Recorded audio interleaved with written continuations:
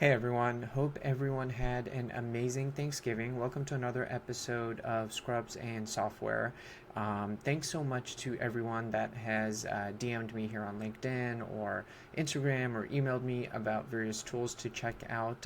They are all on my list. I promise I will get to as many of them as possible and keep sending them my way. That is how I learn and how I get to learn about all the cool innovation that is happening in this space. Today I'm going to jump in real quick and just talk about Doximity GPT. So most of us are very familiar with Doximity and probably had some initial exposure to it years ago with their dialer feature, which was very popular and still is. They have released a variety of AI tools as well. They have a scribe, which I've used, which is pretty decent, and then the Doximity GPT, similar to many other large language kind of clinical search models that they have released. I've done a few reviews on the others out there. They are all really sleek. They have their strengths. Some of them have their weaknesses.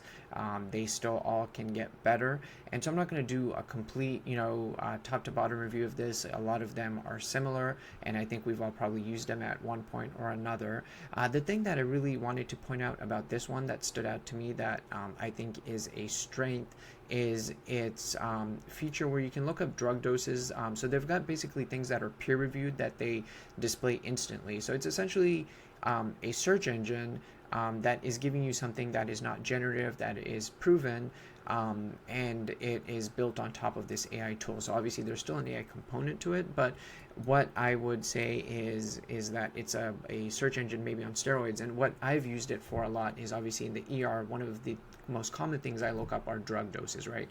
So maybe you're intubating someone, you need a quick dose for like a pediatric patient that you haven't done in a while, or antibiotics for a certain population. And so what they have is this little thing that says look up a drug, and you can see that there's this like little peer-reviewed little blue icon next to it. So that means that this is something that is factual, that it's not being generated as you are searching it.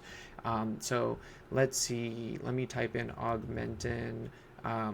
So there you go, augmentin dosing, and these are all of the things that with regards to augmentin are peer reviewed. So if I click on augmentin dosing, for example, it kind of pulls this up, and then you can click on drug monograph, which will kind of give you obviously the monograph, further details, and things that you want to know about it. Once again, these are also things that are peer reviewed. So maybe you have an adult patient with a respiratory tract infection, you want to do oral, it's going to give you a dose there. Otitis media, pharyngitis, skin infections, etc., etc., etc. And so I think that is one of the strengths of this tool, is that when I have this on my phone, when I'm on the go, I need to look up a quick drug dose. If I search that, the old way, it's going to take too long. If I search it in something that is purely generative, there's always the question of, did it get it right or not?